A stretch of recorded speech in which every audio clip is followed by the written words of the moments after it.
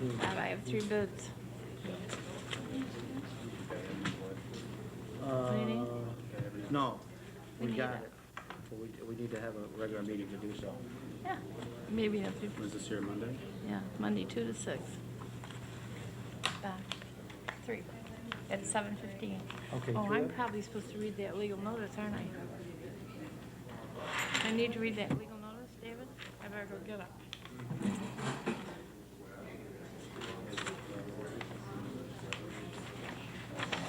I know, I turned it back up.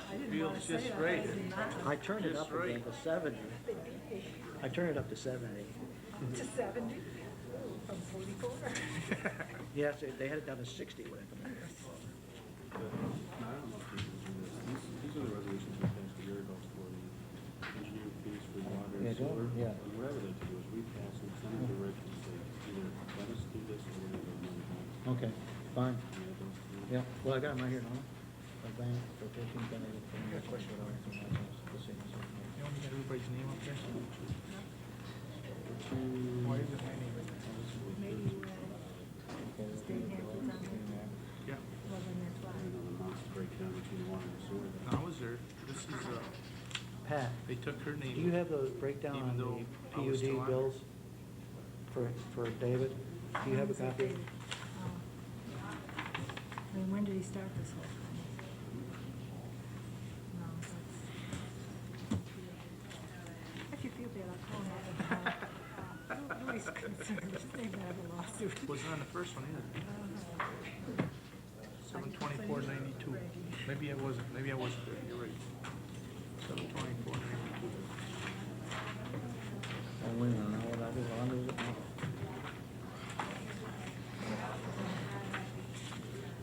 Did I lose their regular budget transfer now? What did I do? Budget modifications?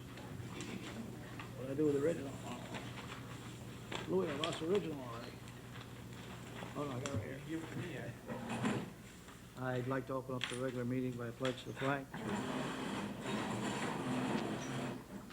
Pledge allegiance to the flag of the United States of America and to the republic for which it stands, one nation, under God, indivisible, with liberty and justice for all.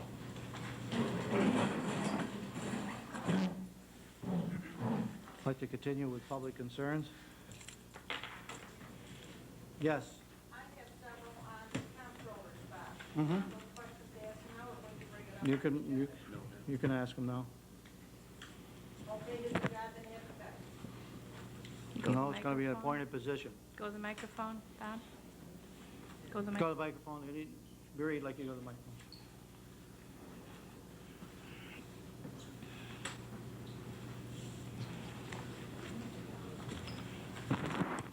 Why do we need a comptroller? I think it's been something that the town has been talked about for years, and we just see the time now to, I know you've talked, why? I mean, give me a reason why we're now in a position for a comptroller. because I just think that there are a lot of things that the board members are too busy or whatever, their lifestyles, that a controller would make their job a lot easier and more feasible. Have the board members indicated that they can't do the work they're doing now? I'll let them speak for themselves. Who up here hasn't got time to, I don't know, what are the board members, what can't they do that they need someone else to do part of their work?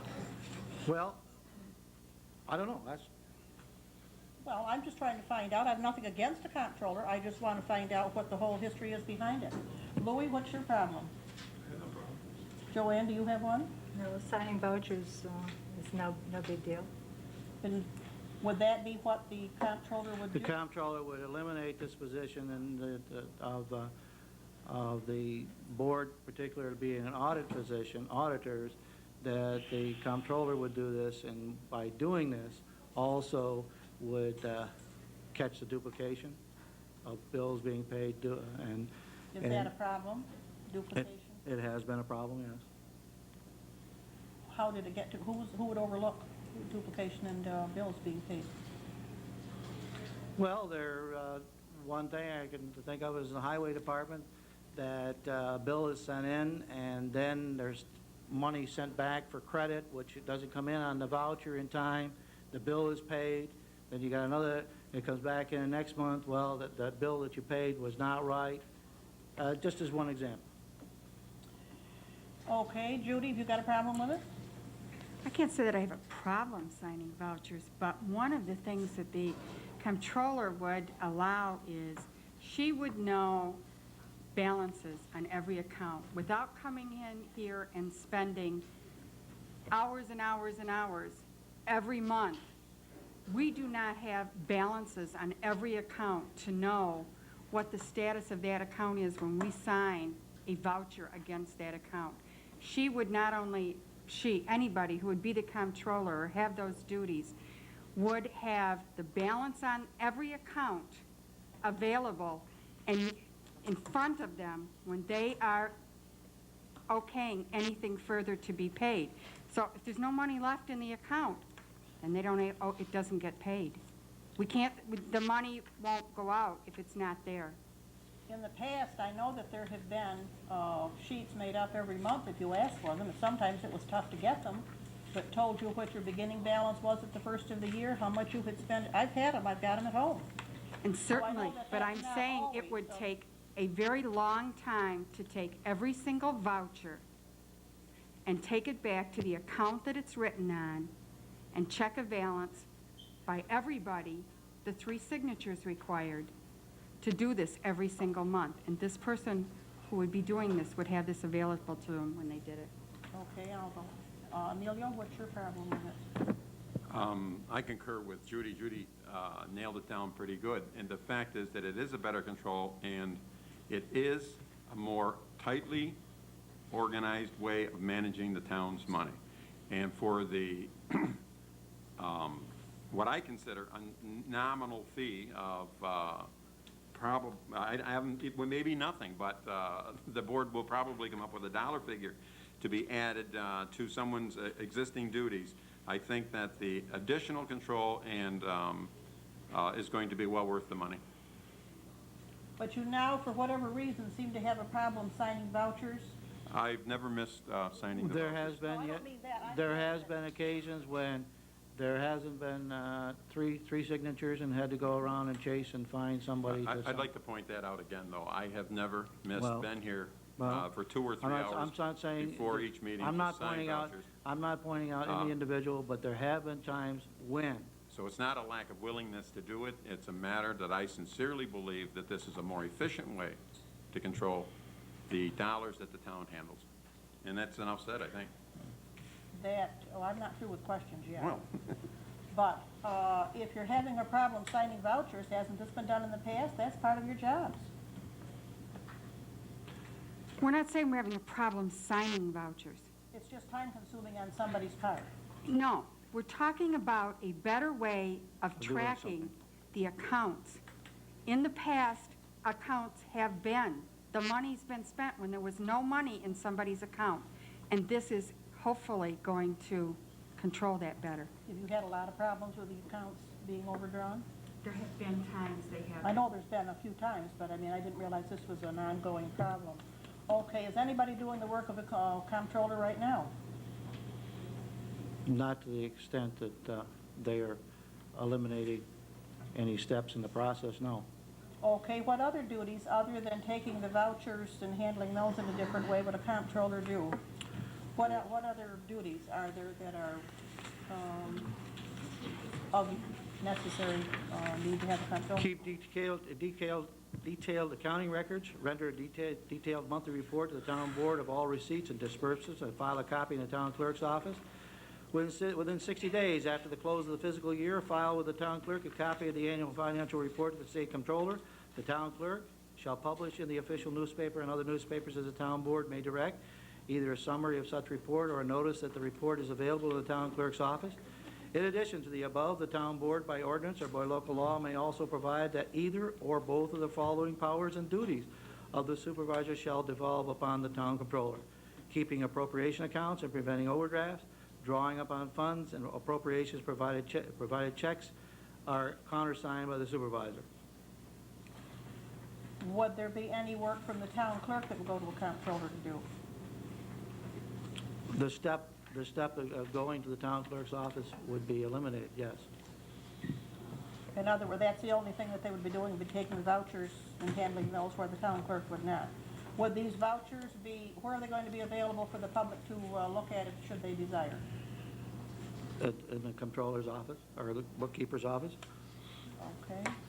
I believe that the controller also provides a printout.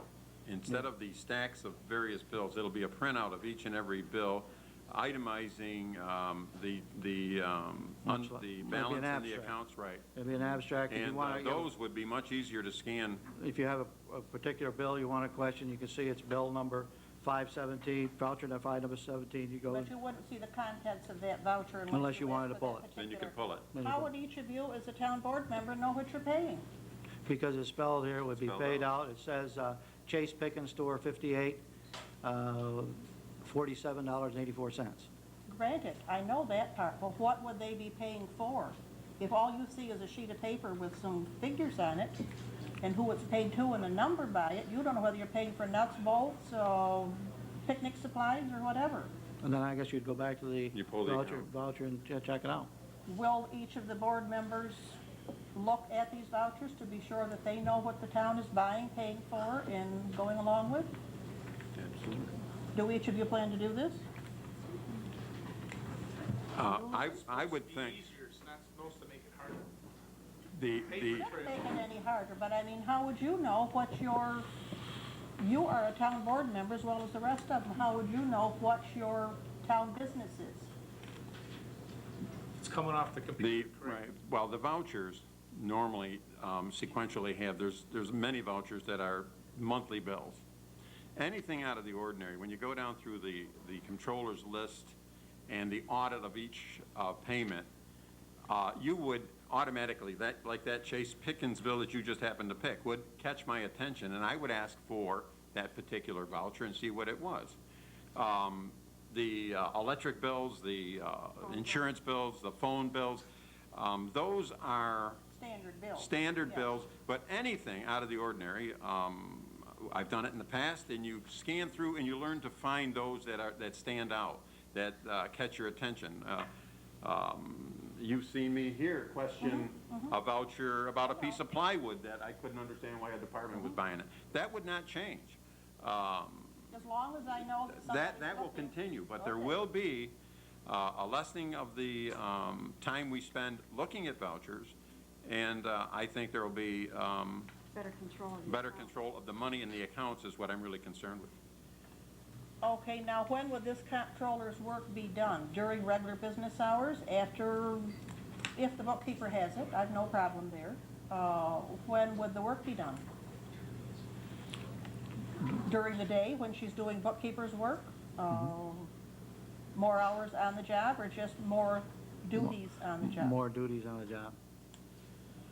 Okay, how is this going to be any savings of any cost to the taxpayers? It'll take a while. It's not going to be done for nothing, I'm sure. This is going to cost the town some more money. You people are I still hate- going to get your appointed I hate to bring this up, but the taxpayers have already seen a savings. If I distinctly remember that when we came on board, the council people took a $750 reduction in pay. The town supervisor took a $2,000 reduction in pay. So over the last 3 years, has it been?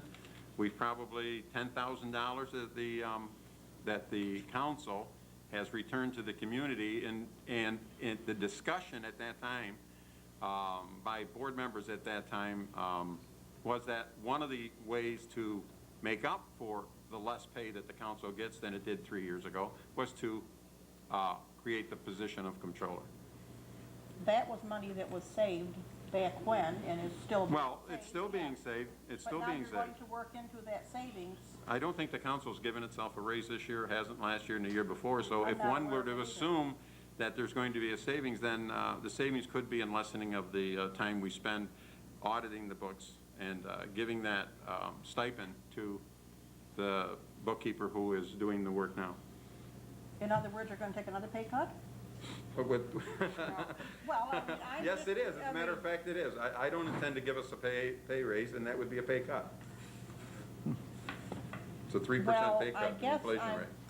not clear on this. You save $10,000 or whatever, and if you're going to have to add to a salary of whoever it is, There'll you're be not other saving your savings, but they're $10,000, you are, well, Saving 9. that's a matter of opinion. Okay, you've got a request for $100 a month more this year. What are you thinking about for next year? Haven't done budget. $100 a month? Haven't done budget yet.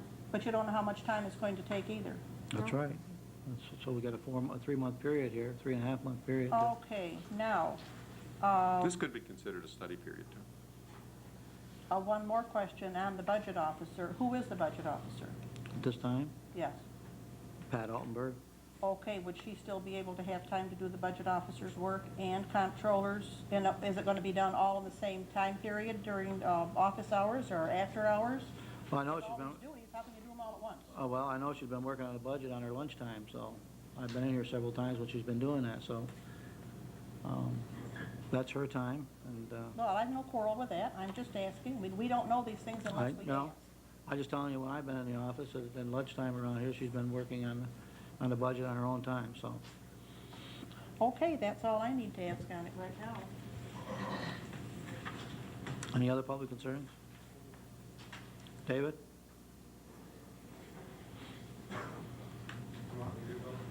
Marie would like you to go to the microphone. With those nice legs on camera, how can you? Two real quick things, because I apologize for coming late. My main concern is not to do with the comptroller, but just as a point of interest, since Mr. Tassone himself brought it up. I was the individual who suggested the use of a comptroller in 1991. And I saw that to be a money savings for the town, but only in the situation, if we read the 14-page document on it, if we eliminated the tax collector entirely and also took over all the books and ran that through the comptroller's office from the judicial department. That's the only way it's a tax savings to offset that cost. And I think Earl can attest to that because he was supervisor at that time. And with respect to that same type of thing, and that's not really what I came here for, but since you brought it up, I thought I should at least inject that. The items that you listed on there are things that our bookkeeper is supposed to do, and with respect to the balance on accounts, all you have to do is hit, I think it is, and I can't remember because I haven't seen the computer in quite a while, but to get the balances on the accounts, if the bookkeeper in fact is doing her job properly, you only have to hit the F10 key on your computer to get the monthly totals. Now the reason I came was something on your agenda for this evening, and it's concerning, I'm a spokesman for the people in the Montanaro Woods area. We have been in litigation for 12 years, of which was supposed to come, we've already had one settlement by the builder in 1991, I think it was, and he ignored a court order. Now I see there's a request to change the engineer from the town-appointed engineer, CNS, to LJR. I believe that's the firm. And at this point in time, I'd like to interject, number one, there's no necessity to change the engineer. Number one, CNS has already been to the planning board. This year, the engineer prior to the death of the owner of CNS was assigned. He came to the board. CNS has been involved in this area for a long period of time. Number two, they are the engineers of record for this town. Most importantly, this work that's being done, not one nickel is going to be spent by the town of Schroeppel, and not one nickel is going to be spent by the taxpayers, because those costs have got to be incurred as per the agreement signed by the builder in the settlement, that those costs totally have to be incurred by him. If we inject another engineering firm, this is going to put our resolution to the problem off another year. We already have one homeowner that is paying 2 mortgages because he can't sell the house until the drainage in the area is fixed, because the new prospective owners won't do it or won't purchase the house until then. And to postpone another year by injecting an engineering firm who is, number one, not associated with the town, can only be construed as an attempt to intentionally postpone this another year. This has been an eyesore for the town of Schroeppel. It has cost the residents in the area literally tens of thousands of dollars to try to bring to an end.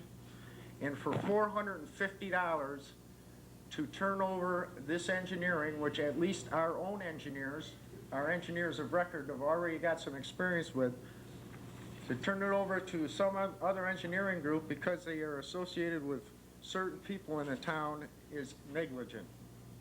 We have never taken any action against the town of Schroeppel. We would rather work with the town of Schroeppel, and for 12 years, we've been beating our heads against the wall. At this point, to postpone the solution to this problem another year, we've all agreed that we have to, quite frankly, sit back and say, this is being done intentionally. There is no necessity to change the engineering group, especially since it isn't costing anybody any money except for the individual who is already in contempt of court. Thank you. Any other public concerns?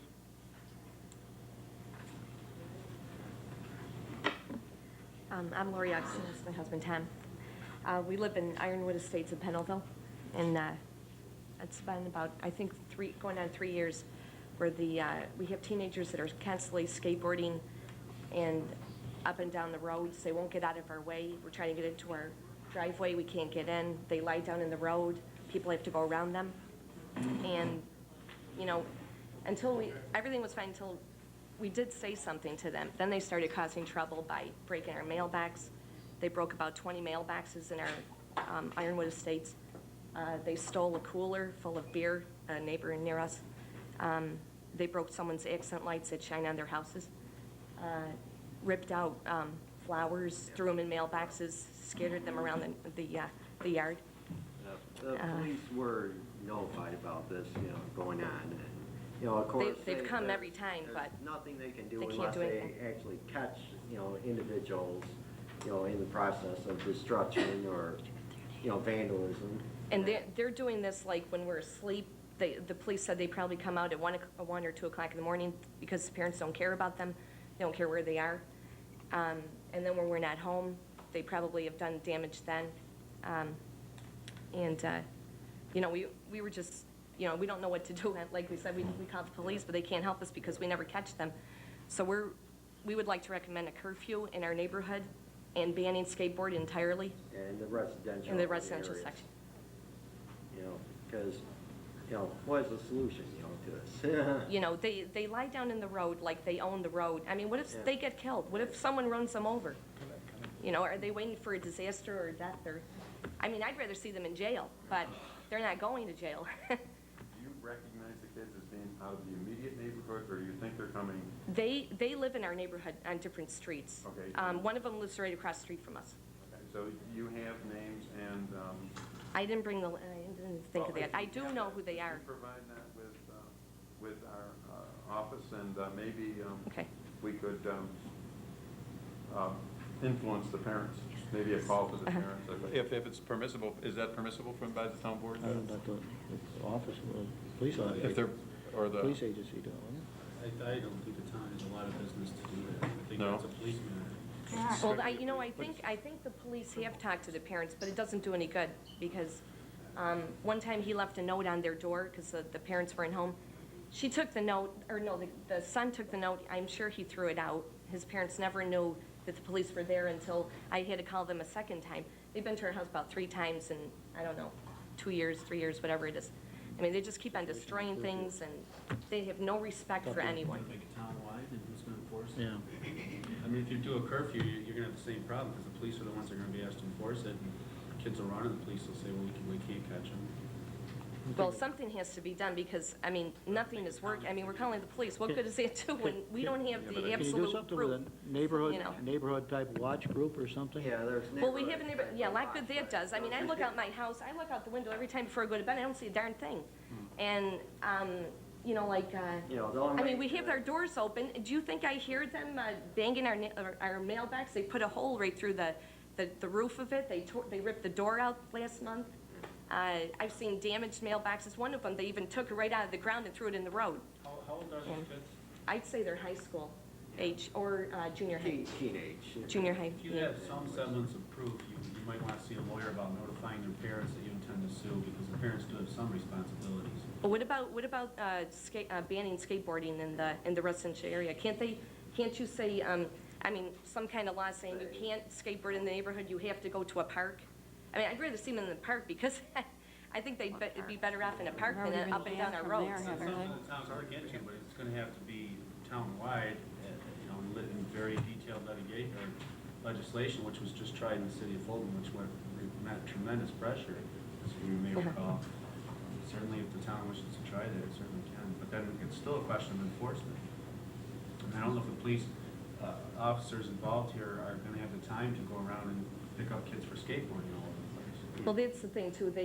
I think they said there's only like 4 deputies in the sheriff's department, and we're not the only ones that have called them. Every other neighbors have called about this problem, and I mean, everybody's just so sick of it. They're, you know, we're just afraid someone's going to get hit by a car, end up in the hospital. Under civil law, the parents have some responsibility. And again, it's a problem of trying to prove who's doing it, but you and anybody else that's bothered by this might want to seek some legal advice on it. You know, maybe part of the problem is in these developments, which we don't have too many, we're just starting to get them, is that there's been no green area or park area provided for these kids. Everybody has nice homes and nice yards, but where do the kids have to really play, especially out our way, because you just live, they have no place to go except the that's true. street Yeah, or there aren't any come all the way sidewalks. down into the village or someplace. And I think that's one of the concerns that should be addressed, that if they had a place, a park area, where they could go for the development, because that's pretty big out there, and there's a lot of kids, I know. And they have to have someplace to play. And it's Oh, I very agree difficult with because you. our park, they're not allowed in. Oh, they aren't? Oh, No, wow. skate- Well, you know, I mean, if they would skateboard on their driveways, they'd be helping us a lot by getting the heck out of the road. In You know. terms of the park areas, the village created a park down by the river, and attending their meetings, they've been regularly having problems there. They've had to increase, That's a little different they've had to increase police surveillance and put more people on because of it. Not that parks are not the solution, but they are not always a solution. In the Sandridge Trailer Park, they created a tennis court, an indoor rec room, and that's exactly what it became in a year and a half. It became totally destroyed. The little baseball field was destroyed. The tennis courts were destroyed. The basketball courts were destroyed. They totally abandoned it. They just flattened the area. The park management couldn't keep the little green area that they wanted for this. This mentality is something that has to be changed. Being discourteous and being irreverent about other people's rights is what's wrong, not what government can do. I don't know how to solve that problem, but I'd sure like to try. Yeah, we appreciate anything that somebody could do, since the police are frustrated, we're frustrated, you know, and I guess I don't know. from the town's legal point of view, then the only thing you do is try to do something civilly with them right now. Could I have your name, please? yes, Lori Augustine in town. got it. Thank you. Is there anything we can do to help other than? The only thing is to pass some sort of, have to be town-wide legislation regarding the use of skateboarding. It's such a quiet, pretty area, and I've never heard a problem in that area. And, Yeah, it just started, and like I said, about 2 or 3 years ago, it just started. They seem to run you in know. cycles. There seems to be a group of teenagers that just don't seem to have a direction. Well, Wait, you're Another already thing too. seeing the next group. The beginning next to group, they're 10 and 11, there's like 4 of them. They're following the big ones and they're doing the same exact thing. If there's some way to nip it. Yeah, really. Yeah. Well, we'll certainly look into it and see what the town can do. Okay, thank you. Thank you. Any other public concerns? When OTB builds their building there, are they gonna be required to rezone it back to commercial or is that industrial? It's industrial. How are you gonna build it on an industrial property? When it goes before the planning board, I think that issue will be dealt with. Any other public concerns? Yes, sir. The water and sewer district, any idea when they're gonna start that yet? Well, we forgot and neglected to stop at 7:15 and open some bids for materials. Hopefully that these bids will be taken a look at and sent on to the engineer to get their approval to see that they met all the specs that they require. And then we can go from there. The other thing we have is we don't have any real agreement with the village yet as far as the usage of water and sewer. And so, as far as a date, Dave, no. Trying to get somebody lined up to take care of our installations and things. Right, right, They gotta have a time Right. frame there too. right. Okay, so. Yeah. probably Do I have to read we'll this, before Bob? bad weather Yeah. sets in, I think. I hope so. If I may, Yeah. I attended the village meeting last night and met with the village's engineers. They now have the documentation that they were looking for from our engineers. They said that no later than the next village meeting, which is followed by our town board meeting, that they will have a recommendation as to volume and other concerns that the village had. And that probably will be the latest and would be in the 2 weeks between now and, if, you know, they didn't see any serious problems other than volume. Another thing on that situation, has there been any word at all on any of that money from OTV that's going to the Oswego County being directed back to the town of Schroeppel? And if not, I think any other ventures like this, before all the monies go to the village of Phoenix and the county of Oswego, I think someone ought to look at getting a hold of it from the town of Schroeppel somehow before it goes all on the wayside. And another thing, on the comptroller, I've talked to a few townships, they don't have a comptroller. Most of them, their accounts clerk, in one township especially, their accounts clerk is only part-time, and she takes care of anything that along that line that has to be done. And I also would like to know, the $100 a month now is fine, but what's gonna happen after the first of the year? Is that gonna become a $15,000, $16,000, $18,000 additional job? Or are we gonna have one person doing 2 full-time jobs? Or how's this gonna work out? I'd like to see the write-up, the job description for both, if I could myself, to compare and see how many duplicate jobs are gonna be in that. Because I don't see how you can take one full-time person and give them another full-time job and do 2 full-time jobs in the same amount of time that it takes to do 1 full-time job. Simple time. Okay? Yep. You want to read the public notice? Legal notice to bidders. Please take notice that pursuant to a resolution duly passed by the town board of the town of Schroeppel at a regular meeting thereof held on the 17th day of July, 1996, the town board of said town is now accepting sealed bids for the materials on the attached list for the Chestnut Street Water and Sewer Districts. The acceptance of these bids is contingent upon the impending approval of said districts by the Office of the New York State Comptroller. A copy of the material list is filed with the town clerk's office.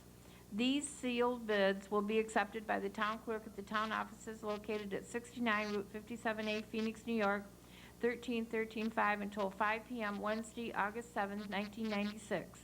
and they will be opened at 7:15 p.m. on said date at the regular meeting of said board. The town board reserves the right to reject any and all bids. Marie Koval, Town Clerk, Town of Schroeppel. This was dated July 19, 1996.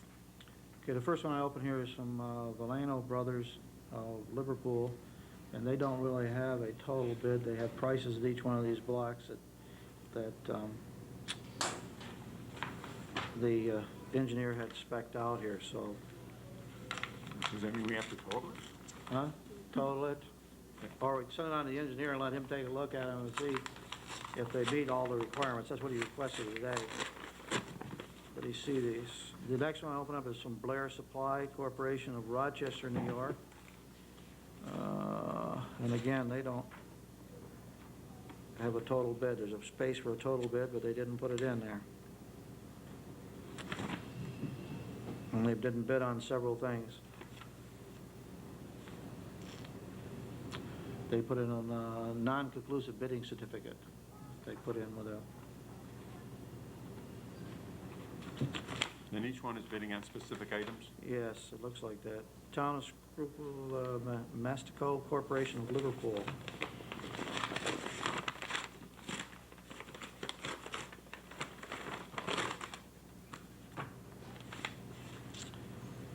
And they put in a total bid of $23,818. But that can't be all the items. So I would entertain a motion that we send these on to the engineer for his perusal before we make a decision. So moved. Second? Any discussion? All in favor, aye? Aye. Carried. Any other public concerns? Yes?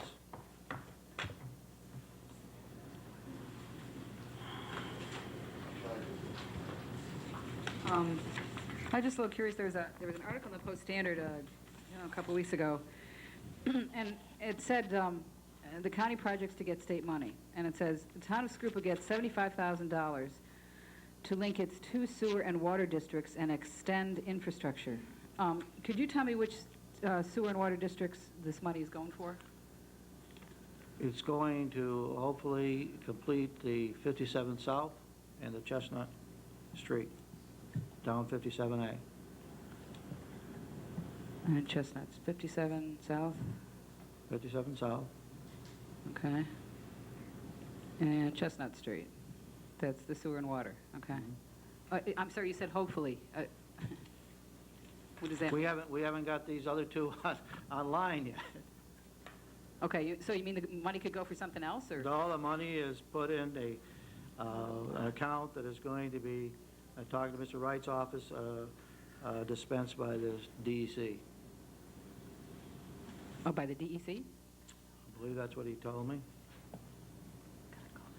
It's an account out of their, And that's going to pay for what? And it's going to pay for sewer lines and water lines? Is that what you're saying? the estimated cost was $100,000 to do that, complete that project. Okay. So was that unexpected? No, it was not unexpected. I'm sorry, was expected? Well, the request was made. Oh, okay. Well, no, what I was getting at, does that mean that the cost of the residents in those districts are going to be considerably lower then? I mean... I would hope so. Okay. If they're going to use $75,000 for that, to complete a $100,000 project. The other thing I mentioned in the article is it says, Operation Oswego County gets $50,000 to help develop industrial parks.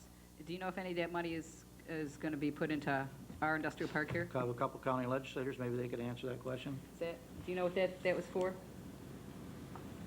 It said in the paper, it said, Operation Oswego County gets $50,000 to help develop industrial parks.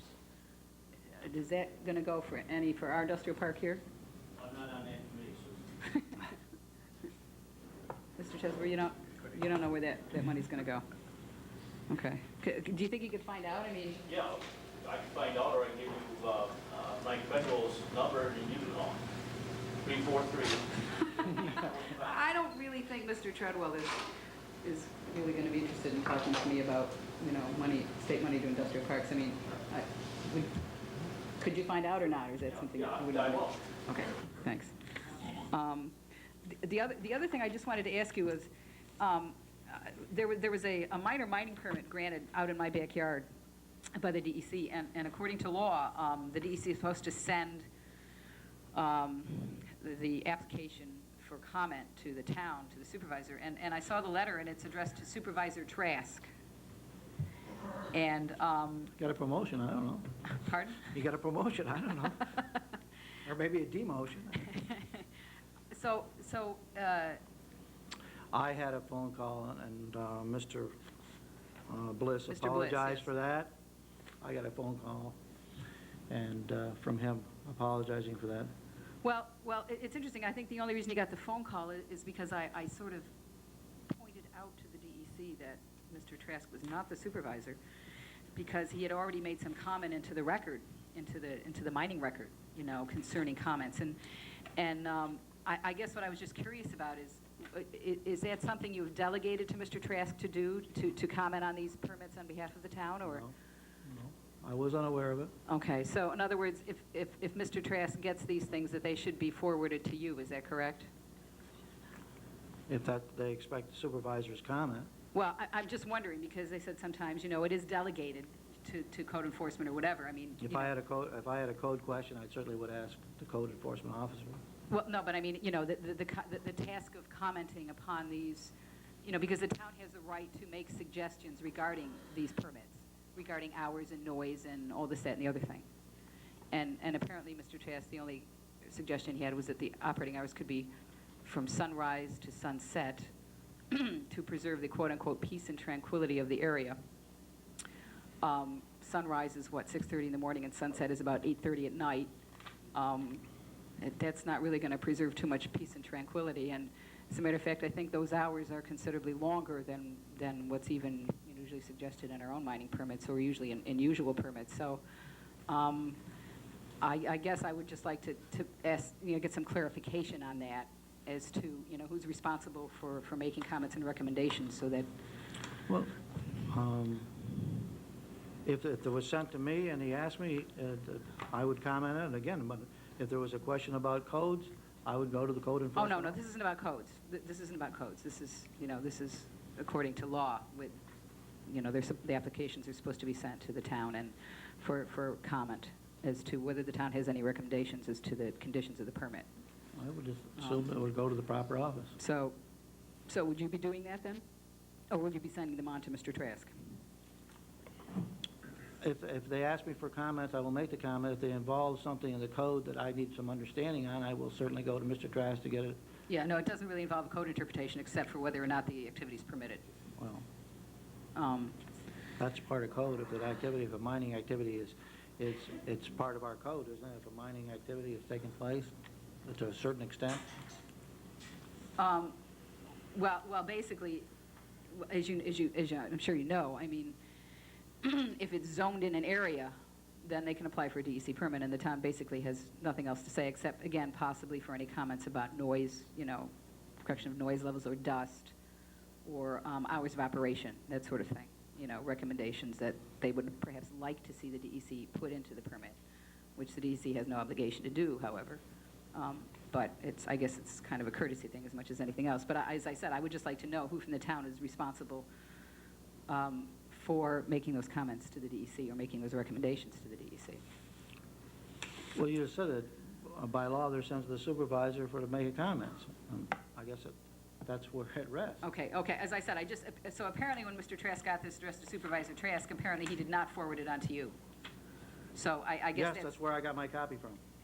From where you got your copy from. That's where I got the copy of the permit application from, and from the DEC thing. And he says, by the way, he said, they sent this to me. Oh, okay. So you're the one who commented for the DEC then, or not? I wasn't asked to comment. Okay, the letter. Mr. Bliss called me and asked me if he apologized for sending it there. And Okay, asked, so, well, actually, the letter is addressed for purposes of obtaining, any applicable comments. I mean, for instance, it was very interesting that neither the applicant nor the town bothered to point out that this particular area was both on the Sand Ridge Aquifer and was also within the boundary of the Phoenix wellhead protection area, as outlined in this, in the on the study the planning department did in '95, and apparently the town didn't seem to feel that was important to note that fact, because the applicant didn't either. So I guess that was a little disturbing. I mean, there were several things on that application which were sort of faulty, but that is one thing that the town at least could have commented upon, you know, for the record. And I would, again, like to go on the record as saying I think that that should be at least a minimum statement that the town would make, you know, concerning any further permits. I have to admit, I must, I have some questions on this comptroller thing too, because it just seems very strange. What is the, could you, just very briefly, just very, you know, schematically, how are vouchers handled now? How are they handled? They have a three-step process. They go to the clerk's office, back to the bookkeeper's office, back to the clerk's office after they're audited. Okay, wait, so they first go to the town clerk, and then what does she do with them? She puts them on a list here. Now with the computer, it used to be done by hand. Then they're sent to the bookkeeper to run through. And what does the bookkeeper do to them?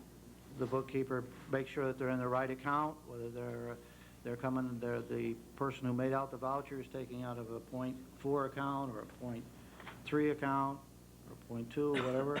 Make sure the money's coming out of the correct account. Then they're sent to the board for auditing. Then after the bookkeeper processes them for the checks to be made out after they're audited, then they go back to for filing in the clerk's office. Okay, so they go to the bookkeeper, she makes sure the accounts are right, and at that point, she can't figure out whether there's enough money in the account or not by pushing the F10 key? I can't answer that question. Oh, okay. So I'm not familiar with the computer program. Okay, but what I'm saying is, when they're sent to the bookkeeper to make sure they're in the right account, there's no way of, at that point, of telling if there's enough money in the account? Can't answer the question. Well, if she can't do it then, I mean, how's the comptroller going to do it when we hire him? Huh? She will be empowered to Right. take control at that time. Pardon? She then, the first problem is that we don't see the bills for every 2 weeks. Their bills coming into the offices every day, and it's every day that they need to be addressed and be in the hands of someone who has the authority to control the direction of the movement of the money, the town's money. That makes it a daily process instead of an every 2 week or and on some occasions, every 4 week process. That tightens the control. Okay, well, that was my, so the way it's done now is it goes to the town clerk, and then it goes to the bookkeeper, and then it goes to the board, and that's where the board looks them all over and signs them, et cetera. And then it goes back to the clerk? Okay, that's how it's done now. Now, with a comptroller, how would it be done? What is? Just what he said, it would come in daily, and they would be taken out of the proper accounts. Okay, wait, so it comes in, so now it doesn't come into the town clerk, right? It goes directly to the comptroller? Mm-hmm. Okay. And so, instead of the town clerk putting them on the computer, she puts them, or the comptroller puts them on the computer, and then makes sure they're in the right account, and then somehow finds this button to find out whether there's enough money, and then what? And then what happens? Then she has the right to issue payment. Oh, so she signs them? No. Oh, so when did they get signed then? When they're sent to me for signing. So they go to you for signing, supervisor? The checks. No, okay. See, They're not signed. We're empowering her to make these decisions. okay, so in other words, right now, you need 3 town board members to sign them, and with a comptroller, who signs them then? They're not signed. They're just given an okay to pay. They're not signed by the town board members. So the town board members would have no reason to see any of these vouchers then, is that at all, unless they're curious? They're going to be given a printout, each one of them, of the vouchers that were paid, as well as a printout of each account and the money that's left in each account. Okay, so now in order for them to be paid, the town councilmen have to sign them? They have to audit them, yes. They have to audit them. And so, in other words, with the comptroller, then they no longer have an auditing function. Is that correct? Unless, right. Okay. This printout they get is just for their information, sort of thing. Right, and In they case can they're question, curious. approval and question, yeah, they have to prove, they have to prove the abstract. The abstract will have to be approved. Okay, so they still, you still have to do this anyway, so I don't understand. How can this be done on a daily basis with a comptroller if you still have to go through the town board members? If in both cases you She's still, going to have the power to pay the bills. even without the town board members approving them? We do not have to, yes, that is part of what's going to be given, that's what you do, with the approval of the supervisor. Okay, so it goes from the town board to the supervisor. Okay, well, to tell you the truth, I would sort of like to go on record as being very much opposed to that idea. I very much like the idea that all of our town council people get to look at the vouchers and have them in front of them before they're signed. The idea of transferring this power, which is a very significant one, as we've seen lately, transferring this power again to the supervisor's office, and basically it just sort of takes not only the town clerk, but it takes the town clerk and the town board members essentially out of the loop. And the comptroller will be an appointed, will not be an elected office. So you're taking the only elected people that we put up there, the town clerk and the town councilman, out of, I think, one of the most important functions that our elected officials should have and should be retained in elected officials, and that's going over these vouchers with a fine-tooth comb. I mean, as Mr. Tassone pointed out, if it looks out of the ordinary, well, how the heck are you going to know if it's out of the ordinary? And then you would have to ask for it to be pulled in order to see exactly what it's for. The way it is now, exactly what it's for is sat right in front of every one of these town board members, and I think that's very important. And I think it is a major mistake, not only financially, but in terms of open government and representative government, to take that function out of elected officials' hands. And I frankly think that it's being done deliberately for that reason. I think that's one of the reasons for having a comptroller, is that I think there is some desire on some people in this town to take those vouchers out of the hands of some of our officials and secret them in a, we're all entitled to our opinion now, aren't we? But that's exactly what's going to happen. As you've explained the procedure to me, that's exactly what's going to happen. So aside from the money that we're going to be paying this person, I very much oppose the concept of the function being taken away from elected officials and putting into the hands of an appointed one. That's incorrect. For a point of order, that is incorrect. What's incorrect? The procedure that you just described. What procedure is that? I contacted Civil Service in 1992. They will design a test for a comptroller if you want one. There's only one comptroller presently in operation, that's outside Albany. The abstract of the vouchers, the only thing that it may save is some reading material. The abstract of the vouchers before the bills are paid still require 3 signatures before the bills can be paid. Furthermore, at the present time, the bills that require immediate payment, as you know, Niagara Mohawk, phone bills, and everything else, those do get paid in advance.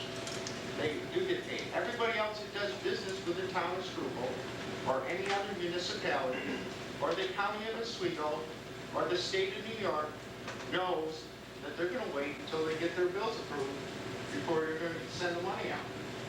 That's the way dealing with municipalities has been and will be forever.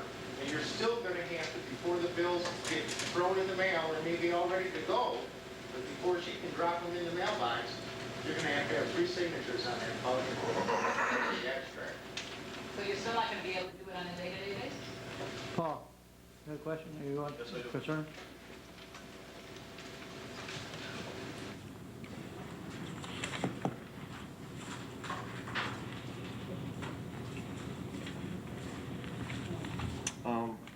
I went to the town, Say your name, please. Paul Myers, sorry. I know your name. I went down to the town office here today, code enforcement, to try to pull a building permit or transfer one, but, and I was handed this schedule for fee. I'll give it to you guys because it doesn't make any sense to me anyway. Joanne, you might as well look at it if you know anything about it.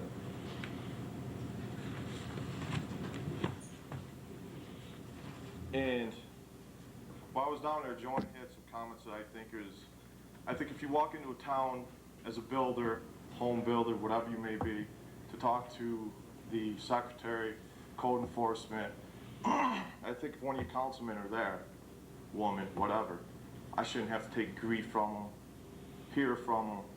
I'm there to try to pull a building permit in the town. I did it several times.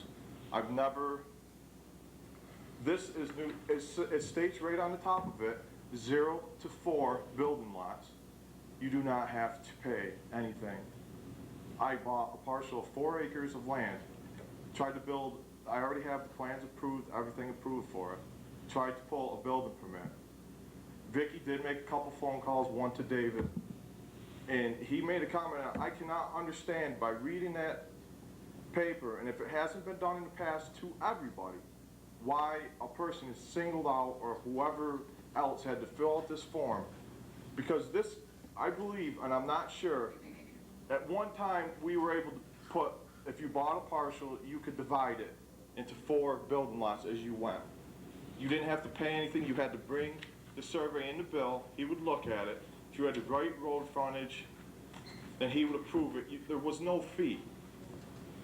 You walk in there today and all of a sudden there's this fee, and Rod Trask knew that this building lot was coming up, and it's not even supposed to be supposedly paid by the person buying the land, it's the person selling the land.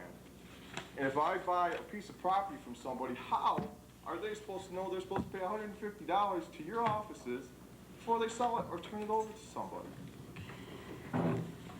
So you bought 4 acres, you're gonna, right now, 4 acres, 4.33 acres. and you're gonna put, you got plans right now to put 1 house on it, right? That's all, right now. 1 building lot right now.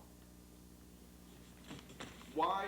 It says developed, what it states in that paper is developed land.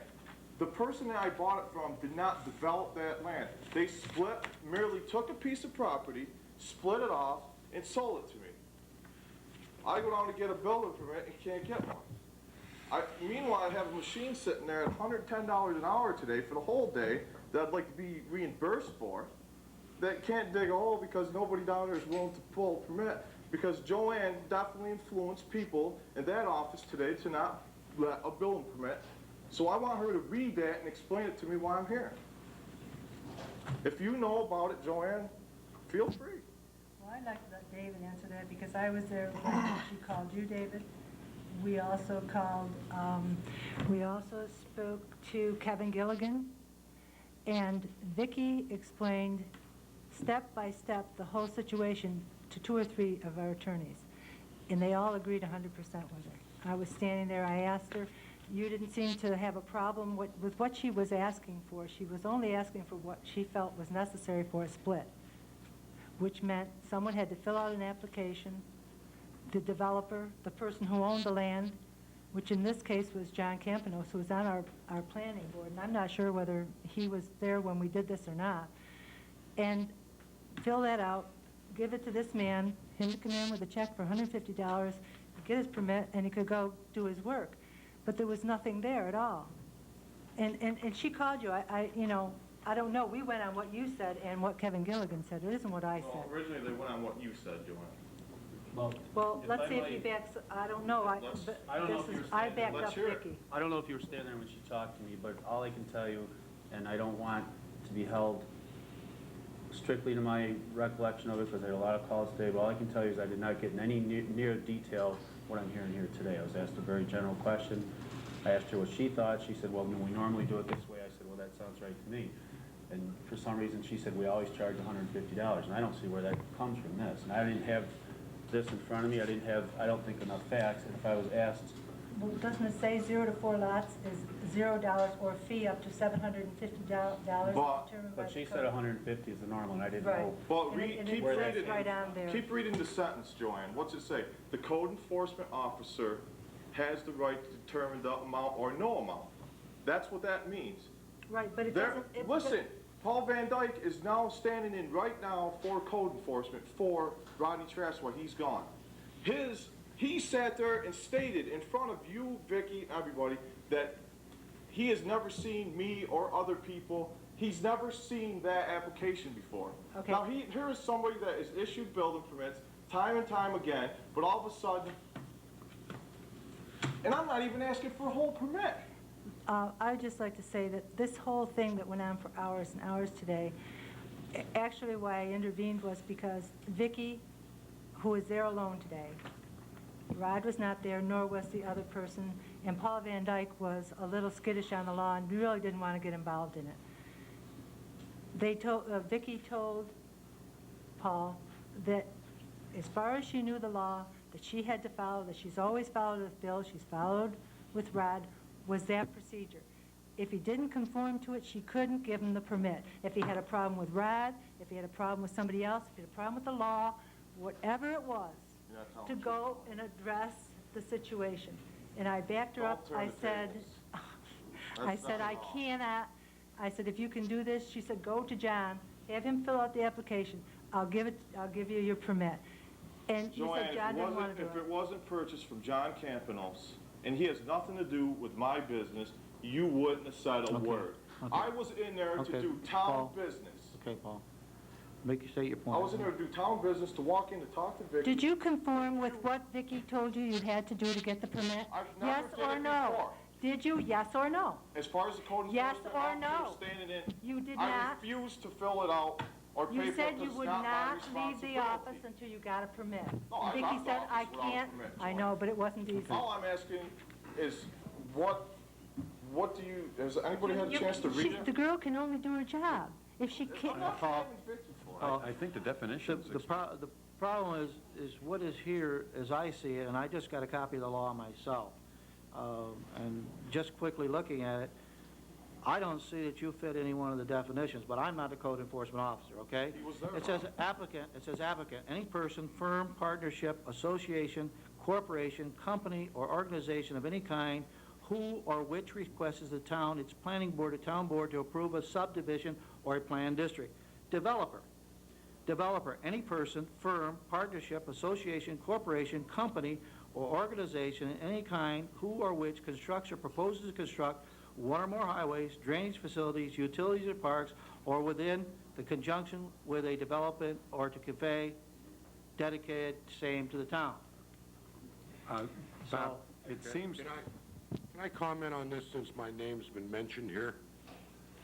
Number one, 2 weeks ago, I talked to Rodney Trask, who is the building inspector, code officer, whatever. We reviewed my 3 farms, and he made the determination that I fall under the mini subdivision regulation for the sale of this 4.3 acre parcel.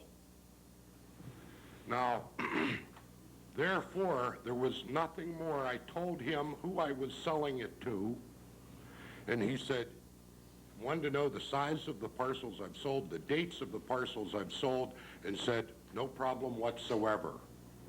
Now, it's my understanding that the town board has Paul Van Dyke standing in as a courtesy to the public, while both the current code enforcement officer, Trask, and the assistant code enforcement officer, Gilbert, are at school.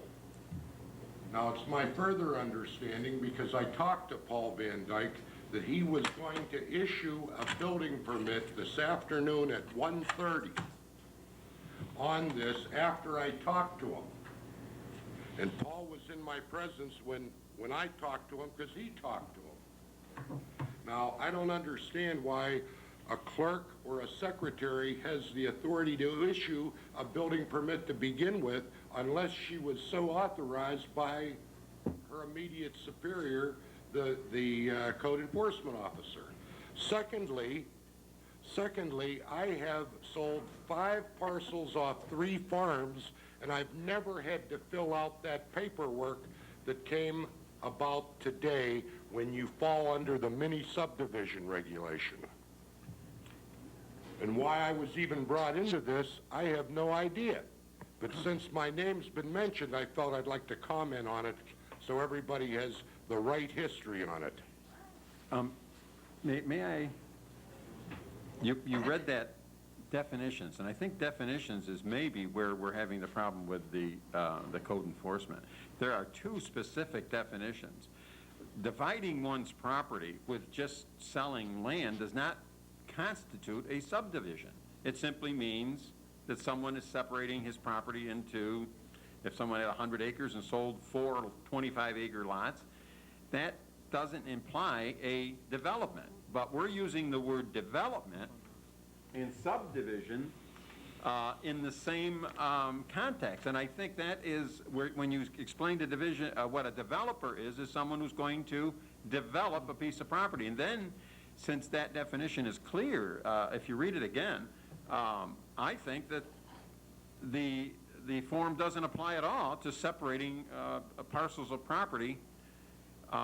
Also, I found on the law, the exceptions B, any subdivision of land into no more than 2 lots abutting an existing public highway is an exception to this subdivision. That's an exemption. You know, Exception. maybe this discussion is the same thing that took so long today and accomplished very little, with a lot of people getting upset.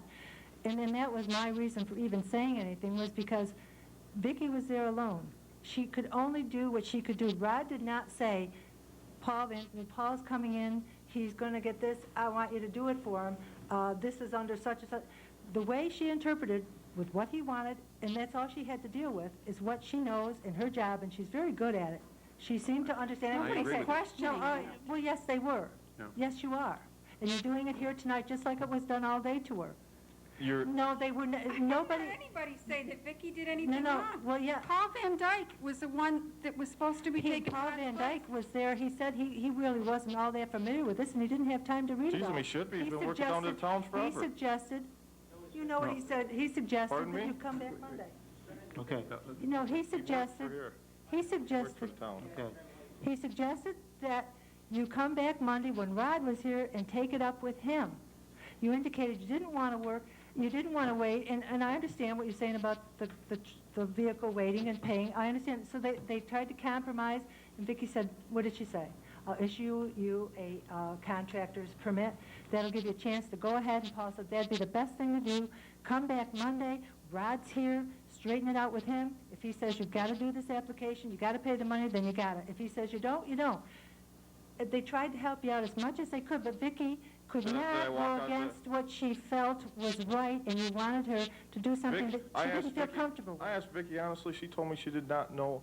And I asked you, you knew so much about that when it was first opened up that you butted into it. And I asked Vicki how much she knew about it. Very little other than handing it out. Okay. I took I it to think- 3 or 4 other people. Nobody seemed to know anything about this. And Joanne, that's not the only reason why I'm here. The reason why I'm here is because I don't feel that when a person, the public, walks into the office, that they should have to hear it from a council person. Okay, yeah, I think your point is well taken, and we'll certainly look into this situation here. I think it needs some interpretation.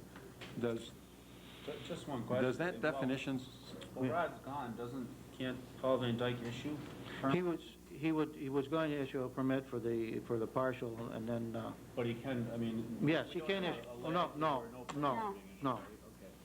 So we gotta have somebody being able to issue those. I mean, Okay, but- people do have situations where they need them quickly. I'd like to ask Joanne if the definitions didn't help in maybe separating the two. I think it's a very important issue, and something, since we're working on the code books, that the people who are here from the planning board, I think there is a problem in terms of our code. Let me get done, because I want to tie it into something else that happened earlier in the year. Someone wanted to buy 20 feet of land off a 23-acre parcel, and that person had to file for a subdivision simply to make a larger drainage area for a septic tank that needed to be improved. So, and that person had to declare that 20 feet a lot that was counted against the mini lot quota. You see what I'm saying? We need to look at this in terms of the language.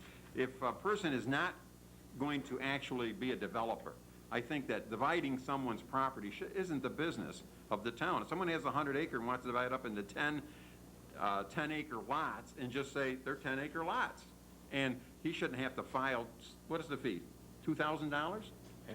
To divide his property up? Emilio, it maybe, It's not- maybe He's the not law... a developer, he's just dividing his But land. that's another issue. If But I you- know it, but I'm saying is but this is wait, part and but parcel wait, with the wait. problem. Right, but that's another issue, and that's what I told Paul. I said, that's another issue. If you don't like the law and it's ambiguous and it's this and it's that, that's fine. Then you need to That's take, right. wait a minute, you need to take it up with the right people. But Vicki gets caught in the middle. She can't help it. She's only interpreting what she knows, what she's been doing, and she asked Bob if the law had been changed, and he said no, and that's what she's been doing.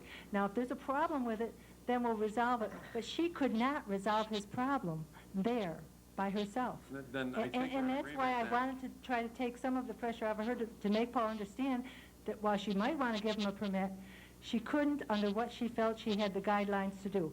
If he wanted to come back and take it up with Rod, take it up with the board, take it up with the planning board, fine. Then But- we're in but at agreement this in that we point- should be looking in this area in terms of making the language so that it is not an area that is a gray area where, Well, this is really the first time we've really had this problem, so I don't know that it is. Well, I just want to clear a situation. Vicki cannot issue permits. That's why I asked to have Paul Van Dyke called in the situation. Accept it. She couldn't accept it. I'm sorry, that was the wrong word. She couldn't accept it. Accept the application. Right.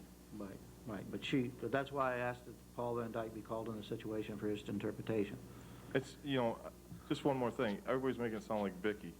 No, Vicky did no. not do anything wrong. It's, the idea of it is that a council person shouldn't be butting into somebody's Well, business when they're down there. That's all there is. Okay. Thank you. Anything thing from the county?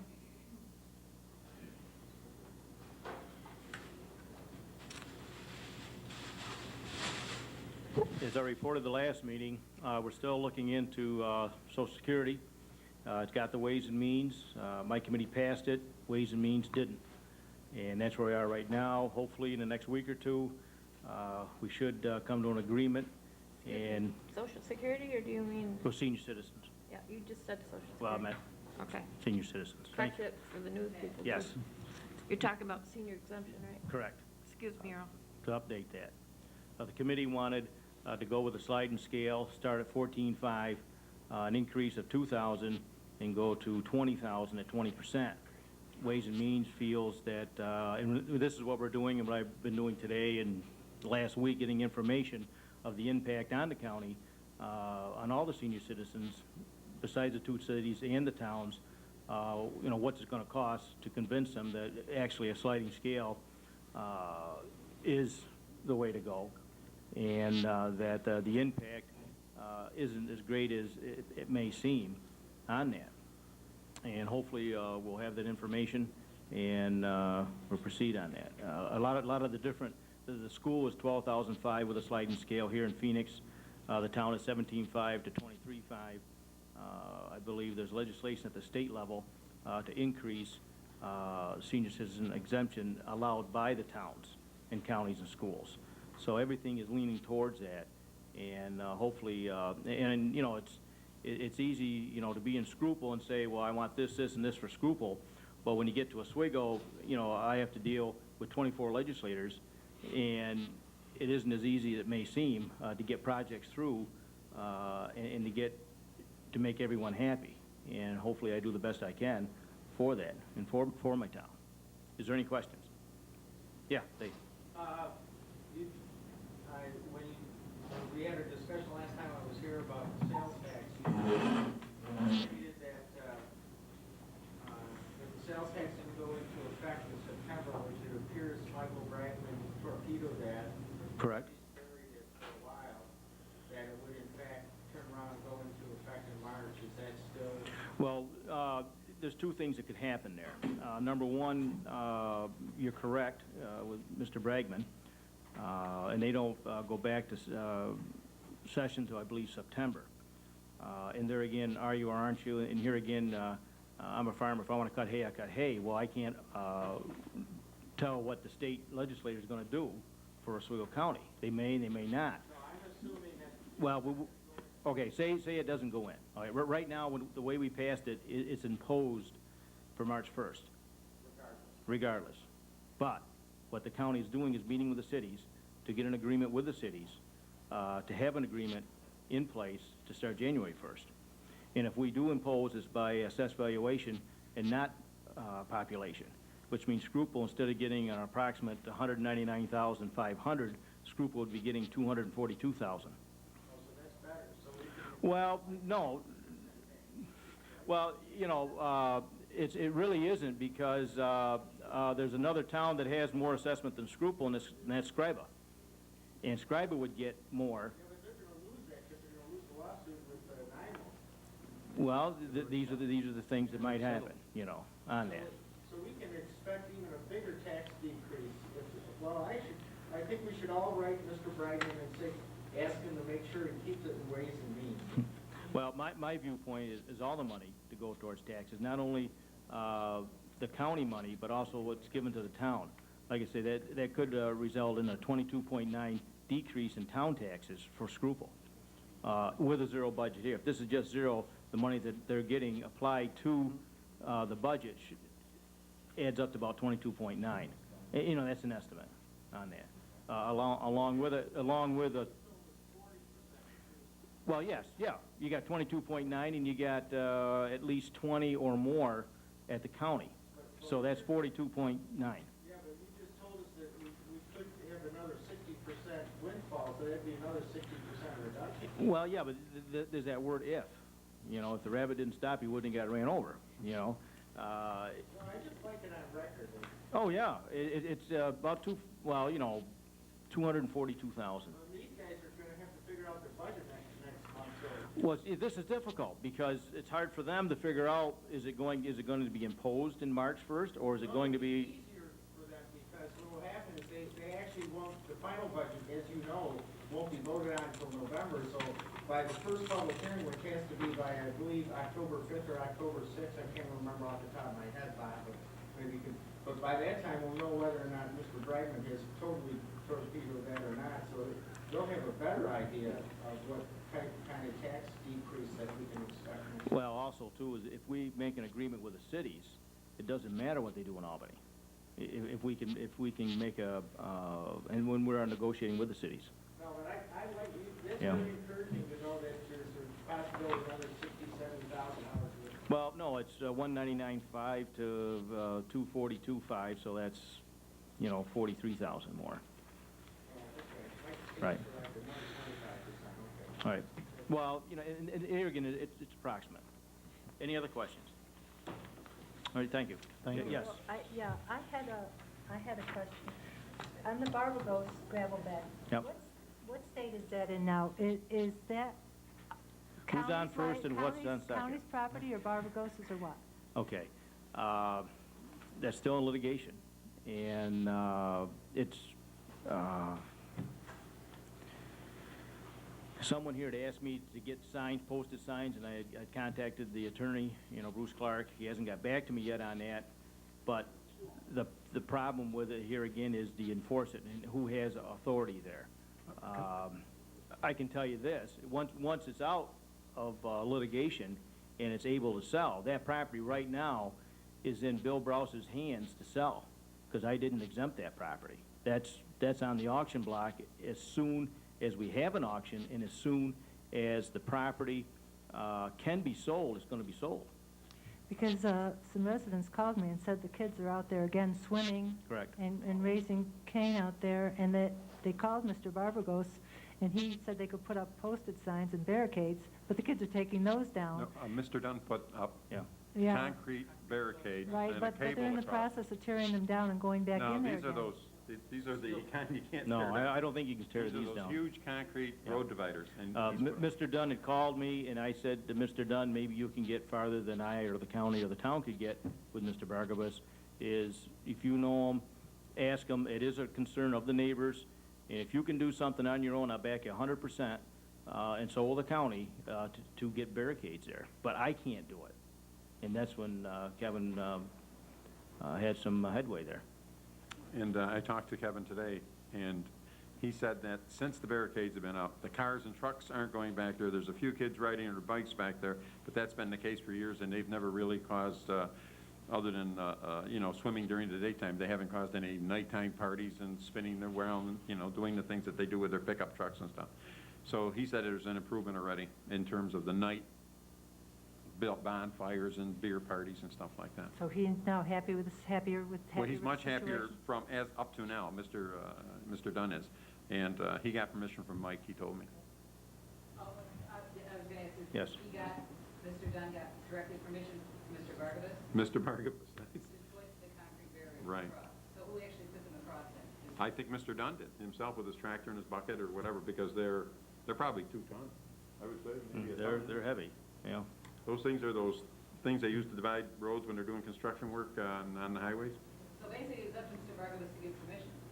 Is That is what Mr. Dunn told me. He called Mr. Bargabas. And I said, isn't the county would have done this? And he said, don't worry about it. Mr. Bargabas told me to go ahead, and I will do it on his authority, and I did it on his authority. Fine, I said. The So- county had called Mr. Bargabas' attorney, and we've talked to Mr. Bargabas' attorney, Mr. Bargabas, and we didn't get too far. And this is when I said to the neighbors, if you can do whatever you can do, he gave permission, as I understand from Mr. Sohn. I don't know if he would give the county permission, but I never got permission. Okay? There's a difference. Mr. Coach, yeah. Yes. The problem is that barricade is not going to keep them out of there. There's tree trunks that are going out there, and those kids, if they find out one night that they can put a pickup on those tree trunks, they'll go in there and grow. A posted sign that was put in there this morning, that Kevin put in, was gone tonight. Those people are completely irrespective of the law. I'd like to have signs put up there that would say something to the effect that this is posted land, and those people who either loiter or destroy these signs are going to be reported, their license number is going to be taken, and they're going to be reported to the proper authorities. And I would like the backing of either the town or the county supporting this idea. Because those kids, or whoever they are, they don't care for nothing. They shoot guns back there. I don't put anything past. Well, that's one thing, Mr. Couch had a concern, and I was fortunate I got Kevin Dix's pager number, and I gave it to Vince, and to give to anyone else in the neighborhood that if there's anything going on, he can, or gravel, illegal gravel being taken out, that he lives right in Phoenix, that he could be out there and issue a ticket within, 5 minutes. Because when you do call sheriff or do call the troopers, it might take 20 minutes, or depending on where they are, where Kevin lives here, and he has that number. So, what I would suggest, if you see, if you hear anything or see anything out there, call him. That's, this is, it's a sheriff's matter. I don't like to be put in a position of, whom am I dealing here, with Mr. Bargabas, or am I dealing with the county? I want some kind of decision. So would I. But when you get 3 lawyers in a room, you don't get many, I'll tell you, Did you get that, David? Okay. That's how you make it. We don't have 3 here, do we? We only have 1. Start telling farmer jokes. Thank you, Earl. Okay, thank you. Okay, moving on, I'd like to get a motion for a budget modification for attorney's fees, engineer, property tax, Board of Appeals, and Board of Appeals equipment, in the amount from contingent of $1,740.83. So moved. Is there a second? Second. Any discussion? Yes, I have a problem with the $535. I know we said we would pay it in back taxes for the Klein property down on Chester Lane, but if we do it together, I will have to vote no. Any further discussion? Yes, it was. Yeah, it was. And is that attorney's fee, that's not anything to do with the PUD, is it? That's with other funding? That says Empire Pipeline. Okay.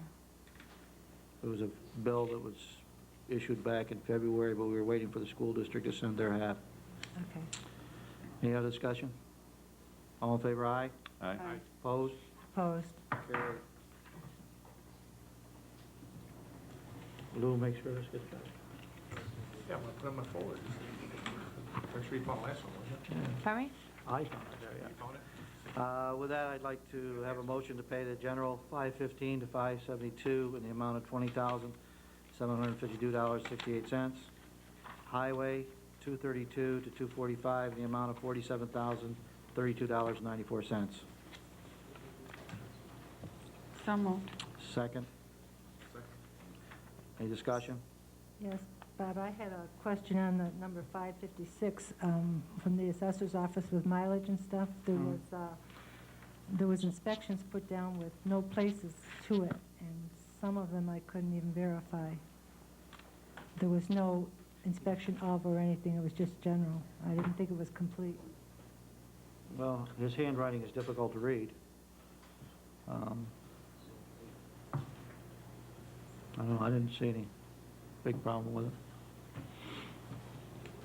Any further discussion? All in favor, aye? Aye. Aye. Opposed? Opposed. Carried. What's the board's pleasure on the controller's position? Bob, do we have any more new business? We're not down there yet. Okay, we're going to do new business after? The old business, yeah. No, new business. Huh? We're going to do new business after? After we do the old business, yeah.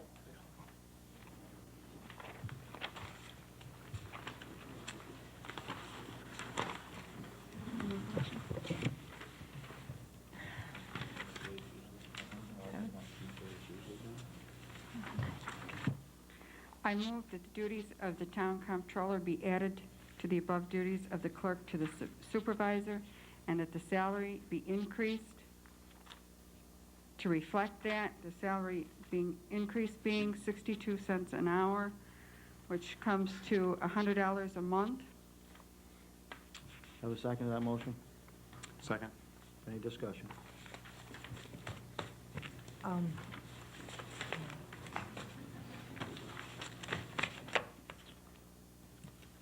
No further discussion? All in favor, aye? Aye. Aye. Opposed? Nay. Carried. Okay, what did I do with my, did I give you my list of resolutions? I have them. Lou, do you have something from the highway? Did they give you something on a request to go to school? Yeah.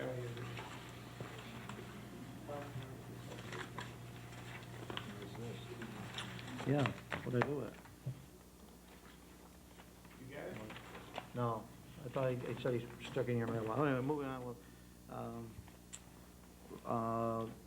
resolution to the town of Schroeppel's code enforcement officer to act in place of Village of Phoenix code enforcement officer in the case of an emergency when the village's code enforcement officer is unavailable.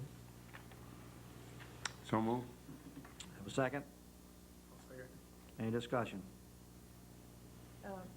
In this position, well, I can see like what happened with Paul Kane here. He will have the right to say, I don't understand that, or I'm not that familiar with that law to involve himself, right? Right, Because that happened today. right, Okay. yep.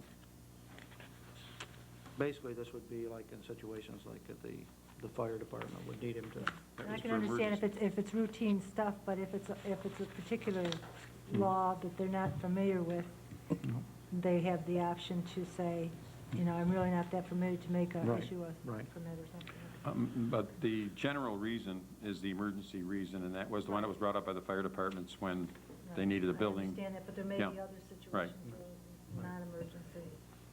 Okay, any further discussion? All in favor, aye? Aye. Opposed? Carried. Anybody, any of the board have any old business? Last evening, I was at the village meeting, and the village mayor expressed a discussion that you and he had, and they made a motion and passed that we enter into discussion with utilizing the town highway department to enter into discussion whether there's a feasibility for our highway department to work with the village highway department to fix some of their roads and to determine whether there would be a savings in terms of the village coffers and the town coffers. Also to include into this discussion would be possible snow removal for the village and whether it is feasible for them to work out negotiate some deal with the town. I expressed on behalf of the town that the town would be willing to discuss any option of coordination of uses of facilities that would benefit both the taxpayers in the town and the village. And the discussion avenue is the only way that we can find out whether we can find a dollar benefit for the taxpayers. And I would believe that it may take a motion tonight, for us to enter into the discussions, or would it simply be, they motioned, their attorney had them motion to allow open the avenues of discussion and for snow removal and paving of their village streets. I don't think it's necessary, but if they did it, certainly, it doesn't hurt. Well, okay, then. Certainly you can discuss these. Right, this is simply to sit down and put the department heads together, the liaisons from myself and the village, and I believe that the liaison for this particular will be Kelly McDaniel, this particular issue, and of course the mayor and the town supervisor. Of course, any other board member who has ideas would be welcome. We'd probably let them know whenever we're going to sit down and talk. But I think that consolidation of efforts is going to be something that has to be looked at by every municipality, and if this is something that we can see a revenue savings for the village and the town, I think we should pursue it. Have a second on that motion? So moved. Any further discussion? All in favor, aye? Aye. Opposed? Carried. In the same vein, I would ask the board to pass a similar resolution that the village did in this matter of this water and sewer district of Chestnut Street. Just to refresh your memory that the motion by, the resolution by the village board was the mayor was to execute a contract with the town of Schroeppel to supply water to Chestnut Street district being created by the town, subject to the approval of the attorney and the engineer for the village. That the mayor has, once the agreement is drawn up and it's approval by the engineer and the attorney, he has the go ahead to sign it. I would like to ask the board to give the supervisor the same. To expedite the procedure, because the decision from their engineers to our engineers could be tomorrow, and I would move that we do give the supervisor with the attorney's perusal the authority to sign the contract for the village to supply the sewer and water district services. Second. Any discussion? All? Will that be finding out the cost also? The cost and how many gallons. So there was a question on the gallons. We have, the engineers have backed off on the gallons. So. What do you mean they backed off the? Well, we originally wanted 100,000 gallons a day, but the engineers feel that 50,000 would be more feasible. So their engineer was doing the plans, taking the plans and looking at them from last night.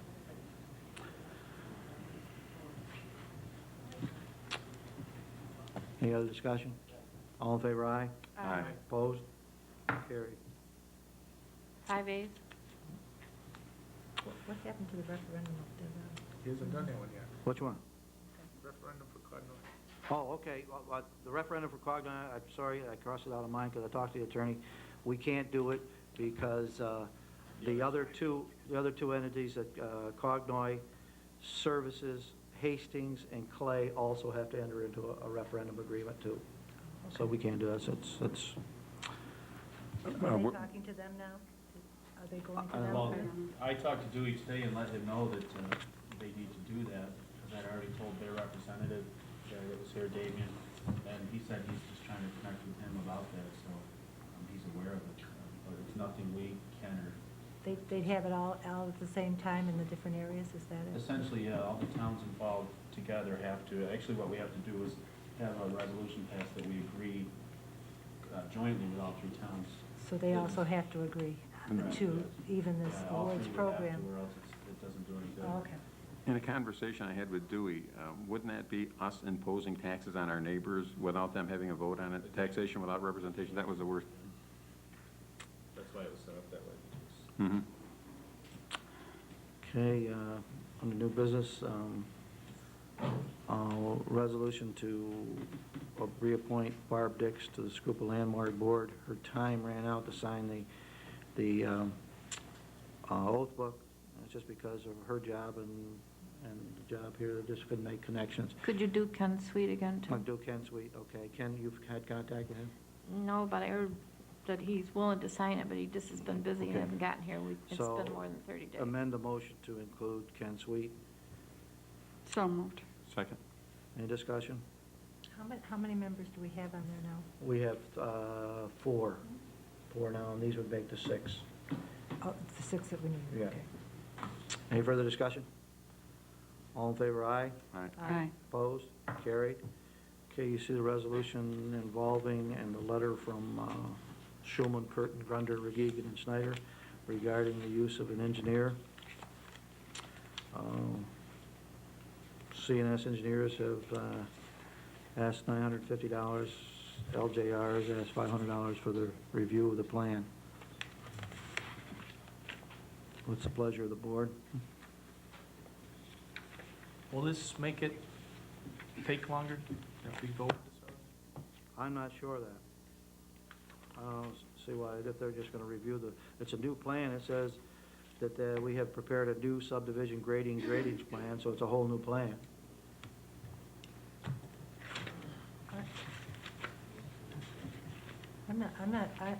Don't you think they mean just a new one from the old one? Not a new one? You know? It says, has undertaken to have prepared a new subdivision drainage plan. I would Right, to assume, correct the old one, I think is what that means. well, I would assume it's a new subdivision drainage plan. So, What would be the point in switching if it's not gonna cost the townspeople and someone from the residents thinks it would be detrimental, why would we want to get ourselves involved in that now? I don't know where these fees are going. The only thing that we're doing is looking out for the town's aspect. Yeah, but unless It doesn't say that these fees are going to be paid by anybody else. Well, why would the town get it? The town is going to pay either the 500 or the 950, right? Right, so to look out for the town's interest. No, I think, the town is not gonna pay that. As you recall, the settlement that was signed was that the builder would incur all costs. And the reason for your point of interest is, I think Louis, the first time they came in. They come on the planning board, correct? Huh? They come in on the planning board. Yeah, they come in once this year, but they came in last year. And the reason that the new drainage plan was imposed is because the towns passed the subdivision with no drainage plan at all. So we've already paid $6,000 to have two architects or two engineers come out and design the drainage plan.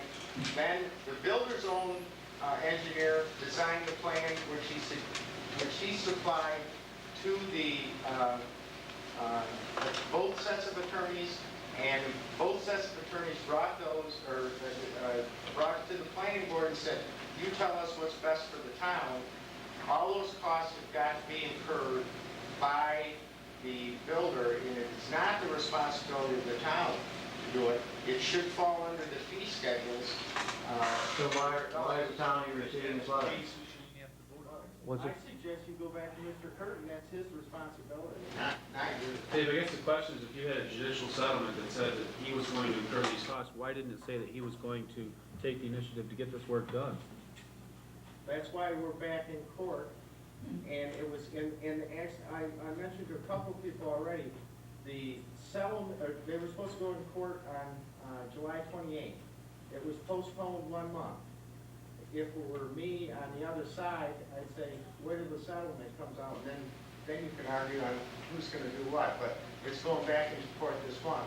And you can check with either Mr. Brown or Mr. Curtin to that effect.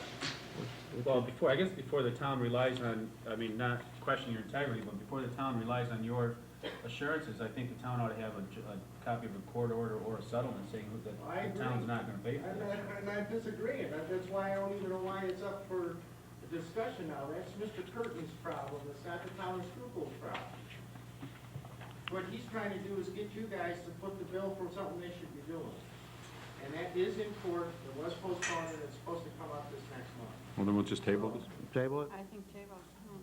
All in That's favor? why I was shocked. to All in see- favor of table?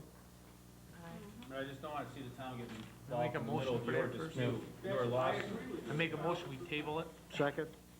You get a second to table it? Second. Any further discussion? All in favor, aye? Aye. Opposed? Carried. Have a resolution to the code enforcement officer to contact engineer Scheck to examine a property on Larner Road for possible condemnation. Mr. Scheck has been doing these for the town. So move. Have a second? I'll second. Any discussion? Is this a home that's occupied or unoccupied? No, this is a home that is unoccupied over on Larner Road that is in pretty tough shape, pretty good, well disrepair. Where is this? On Larner Road.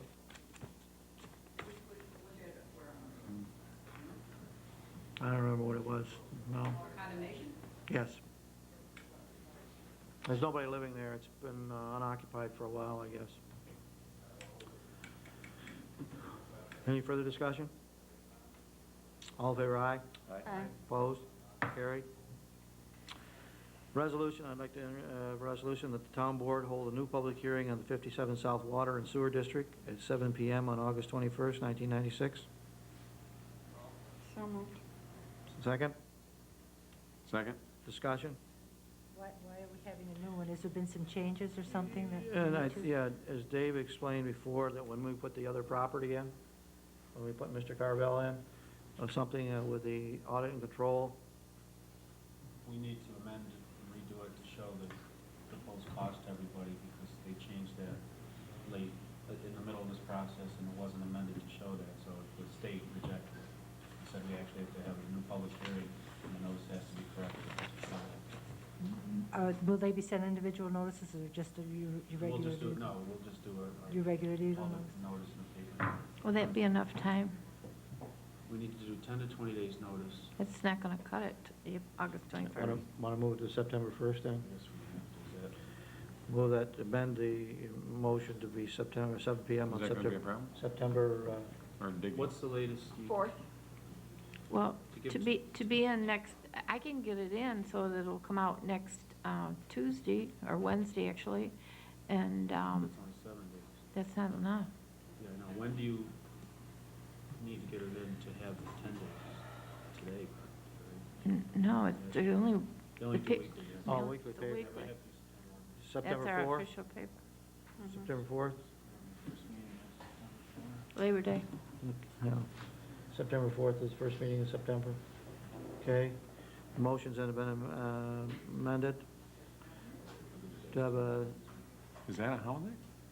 September 4th is not a holiday, no. Isn't that It's coming Wednesday. Monday? Okay. Monday's a holiday. Do I have a motion for the September 4th? So move. Brant did it in the first place in Tasman, do you agree? Okay. All right, we already did Any that? further discussion? Thank you. All in favor, aye? Aye. Opposed? Carried. I know it says on your agenda, bounty, to request for supervisor to send bounty permit of application 57A, but it's for a boring permit to bore under 57A. Sorry about that, I did that. So I would ask a motion that, So move. I second. any discussion? All in favor, aye? Aye. Opposed? Carried. 5 of you. Thank you. Entertain a motion to, that Bankrupt Road and Huntley Roads be posted, that there be no through tractor trailer or truck traffic allowed. This to take place immediately. So move. Could I ask about that? We Yeah. don't usually do that, that's just the highway thing. Yeah, but the highway needs a I'm gonna read motion. the letters to my, Yeah. The highway needs a motion to do so. Go ahead. to the town board dated August 1st, 1996. Due to the increasing use of through tractor trailers on Bankrupt Road, I would like to post this road with no through truck signs. This road was not built to sustain these heavy trucks. I don't feel the taxpayers should have to bear the extra cost to maintain these roads just so the tractor-trailer drivers can use it for a shortcut between 57 and County Route 6. I would also like the board's permission to post no through truck signs on Huntley Road to keep any heavy truck traffic away from the Route 57 end of Huntley Road. Richard Schroeppel. Okay. I think you want, on the Banker Road especially, you want tractor-trailer traffic, because that's a problem, it's eating up there. So that's, do we have a motion for that? So moved. Have a second? Second. Any discussion? All in favor, aye? Opposed? Carried. Okay, entertain a motion to obtain a ban from OnBank in the amount of $14,474.39 to pay CNS engineering fees on the PUD development project. That also includes the industrial park water. Okay, industrial park, water and sewer. So moved. Have a second? I'll second. Discussion? Yes. What is the term of the bond? Term, well, it can be a year, and we can renew it if need be. A yearly and renewable 5 years. annually? Up to 5 Is years. this a recommendation from the attorney? We had originally had it. done this a year ago, and discussions with our banker, he thought it might make more sense to bond the whole project than do a ban for these engineering fees, but it doesn't appear that these projects are going forward. So this puts a lien, the town has a lien on that property with this bond? But we really gotta pay the engineers. Yes. It's a long time. Any further discussion? Yeah. With that lien, David, does that mean that eventually he's going to pay us back? Or lose it? Or lose the property. Who's he? Dan Dan Lyman. Lyman. Any further discussion? All in favor, aye? Aye. Opposed? Carried. You have in your packet, I didn't get time to put it on the agenda, a request from county planning that we enter into an agreement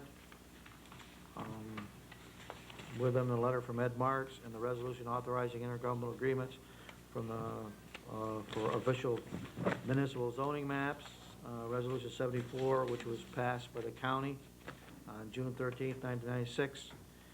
And the agreement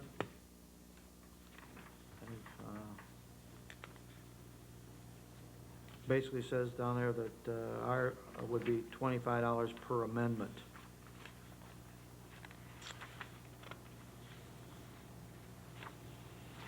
Do I have a motion? This is for our This is, all right, this is for the maps. codes that we changed. Yep. I moved. Have a second.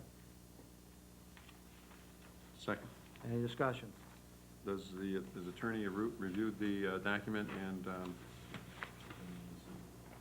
do we think that we should have the attorney take a minute? We've already, basically, when we passed a motion a while back with Mr. Marks to do this with the county, we already basically dealt with that.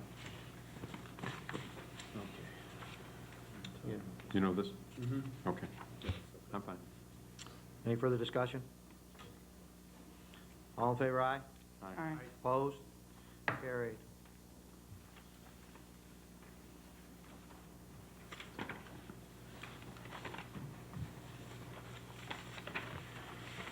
Also, too late to get in your packets, but from CNS Engineer for the water and sewer, they have an application for approval of plans for a wastewater disposal system, which is basically using the Village of Phoenix wastewater treatment facility, and an application for approval of plans for public water improvements that have to go to New York State Health.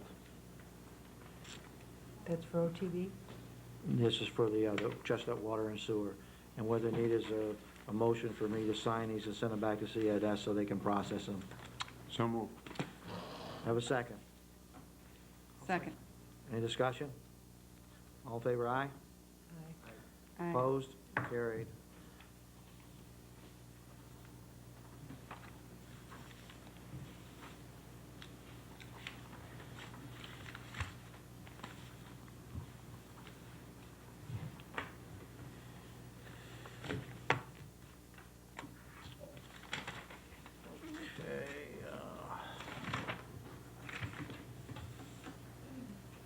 I'd also like to request that the board, next meeting time, that we sit down with each individual fire department before our regular meeting and go over their budgets with them so that we can, if we have any questions, I would much rather do it this way than me as liaison coming back to you, then you have any questions, we can ask them directly, their representatives.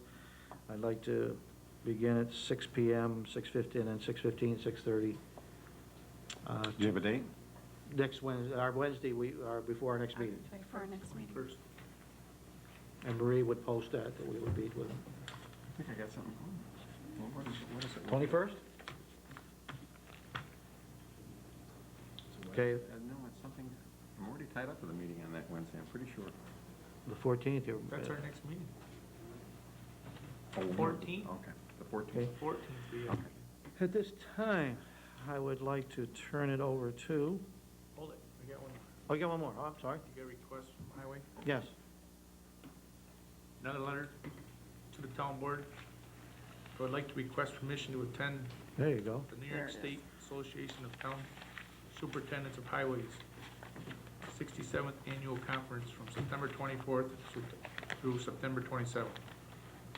Rooms and meals, $271, registration fee, $45, total of $316. Richard Flegel. Have a motion? Move to, for the superintendent of highways to attend the meeting as described in the letter for no more than $316 and not to exceed $316. What? What if something comes up? He can then Can't even make have out the paperwork. Can't even have a cup of coffee? That includes all of that, does that not? Does that include room and meals? Okay. $316. We have a motion on the floor. We have a second? Second. Any discussion? All in favor, aye? Opposed? Carried. This time, we have representatives in the General Code Publishers. Oh, you got one? Oh, I'm sorry. Go ahead. Under new business? Yeah. I had a couple of calls from out on Klein Road again, that someone is taking gravel out of a small gravel bed next to his home, and I checked with Marie to see if this individual had a permit, and she said not to her knowledge. I'm unaware of the individual, or... Well, it was said to be David Klein is hauling gravel, and they're claiming that he doesn't have a permit, and it's been overloaded and dropping stuff all over the highway. I was wondering if we could look into it. I will ask Vicki to see if she can contact Paul Van Dyke to go on and take a look tomorrow. Okay. Well, he's, Paul Van Dyke would do it? Okay. Well, he's our What is he doing? he's acting code enforcement Right. officer. and What's he I'll ask- loading it at? A truck? I mean, a 10-wheeler, a 5-yard, or a pickup, or, you know? No, it's bigger than a pickup, but I don't know when you get into bigger than that. Oh, it's 1 ton? I don't know, I didn't ask. But it was leaving his property. What? 6-yard bucket. Okay, I'll Is it a see if Vicki can get a hold of Paul DeVon and check it out. Thank you. Okay, now, we have we're talking about getting our code book redone and rewritten, and we have some people here from General Code Publishers who would like to make a presentation to us tonight about the printing of this book. You're on. You probably have to step, yes. Assume the position. That's the position, right? I'm Eric Klein from General Code Publishers. This is Sandra Eckert, who is passing out some materials for you. I'd like to believe, but I know it's not true, that the reason that I'm here is because I had such a good meeting with Mr. Dalton and Mr. Glover back in May. I know, though, that when Sandy spoke with Mr. Dalton in July, we found out quite a bit more that was much more useful than what I knew to ask about. And so I'm here to talk to you about what to do, what you might do with your code book. As I understand it, the code, which we published in 1989, which included legislation up through Local Law 7 of 1988, and which has not been updated, is currently being reviewed or is being placed under review on a page-by-page basis to identify the various aspects that need attention, to figure out what changes should be made, and with the ultimate intent of basically redoing the code book at the end of that process. This is a field, of course, which we are very experienced in as much as this is the only thing that we do. It's called codification, and a large part of what we do is, in fact, what I like to describe as the codification of the system of looking at the laws themselves, not just the organization, which is a code book, but of the actual considering how to deal with your various laws. As a result of my original visit in May and a later visit in June by Sandy, we were able to put together a collection of material so that we know what laws have not yet been put into the code book. There are quite a lot of laws that are not in the book that Mr. Hoyt, I think, is looking at. Is that a copy of the code book? Yes, it is. Yes. All the laws from 1989 through one of 1996, unless you've adopted anything since that, are not yet in the book. This makes the review process very difficult. It means that anyone who is reviewing the code book is looking at a document that is substantially obsolete for the purposes of a review. The cost to simply update the code book ranges between $4,100 and $4,200. This is expressed in our letter of July 3rd of '96, where we also point out that if the code were maintained on a regular basis, as it ought to be, being updated at least once a year, you should have anticipated a cost somewhere in the range of $1,000 to $1,500 a year. The cost of let's say $4,200 for the sake of discussion, is of course a fairly significant sum. On the basis of Sandy's discussions with Mr. Dalton 2 weeks ago, we've put together two proposals for you to deal with the issues that you've got at present that we think would be reasonable approaches. And Sandy has placed both of these proposals in front of you in a two-page document called Proposed Options for the Town of Schroeppel. And I'd like to speak quickly about Option 2 first. Option 2 is a complete recodification project. It is the more costly of the two approaches. It is the approach we do not recommend, but it is an approach which would be extremely effective. A complete recodification project will result in an entirely new book. This is a project in which everything is in one specific contract. It is all done as one process. And it starts with our reviewing the legislation, making comments to you, and then working with you to decide what you need to change in your legislation, making sure that you get your legal review, which you do need to have done, and then after you've decided upon all of your legislative changes, publishing a new code book and preparing a new law for you to adopt the code, and that law can be used to adopt all of the changes that you need to make your laws work properly. This is a very significant cost savings. When you do the revision work in the process of codification, you've got an extraordinarily streamlined approach to revision work. The subject for your local law is codification, rather than having to use a separate local law for each and every local law, ordinance, resolution that happens to be in the code book. Option number 1, which is the one that we feel is the more potent approach for you, carries a not-to-exceed price of $9,600, and we've got it broken down into 3 steps. The first step is for us to prepare 2 documents. a critique, and a manuscript. The manuscript would be an updated copy of your code book, 3 copies of it. It is not printed, it is simply photocopied. It has the current laws placed in their proper locations, but we haven't done any rekeying or anything for any of the materials. It's not printed, it's simply photocopied. It provides you, however, with a current document for your review. The critique is our detailed review of all of the laws. This critical review, this critique, can be made to include issues that you are aware of.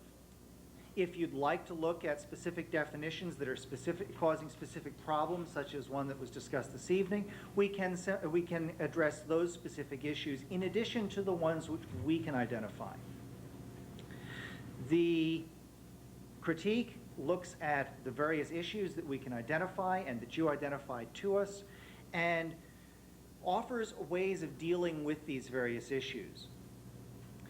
It then sets you up for your decision-making process, whether it's a review that's first done by your planning board, as is currently the structure that I'm aware of, and that's a very good way of doing it. You delegate the initial review to the planning board, and then to your attorney for legal opinions on that, and then it comes to you. That can be a very effective way of doing the work. But the critique sets you up so that whoever is doing your initial review doesn't have to go through page by page and review every single word. Basically, we've already accomplished that for you. It's something that we do all the time. It means that the information that you have to look at is in a very straightforward package. It identifies the issue, it identifies the approaches that you might use, and it sets you up so that you can actually weigh your various considerations and look at them in very specific context. Once you have, I'm sorry, and of course also provides you with a current manuscript so that you're looking at the right laws while you're thinking about this. Once you've finished your review of the critique, you would forward all of your decisions to us. We would then reprint the code book, the existing code book, the existing numbering system, reprint the code with the changes that you had decided upon, and also all of the laws that were simply pasted into the manuscript. All the laws from the last one in 1988 through the current laws at that time. All of those would be rekeyed and placed in the code in their proper locations, and the whole code would be reprinted for you. And after the code was reprinted, we would prepare a readoption local law for you, which could accomplish the same task as a recodification, as a new code book local law would accomplish. I did spot one typographical error in this report here. In the very first line of the second page, it should be, "This method of adoption will allow the town to adopt all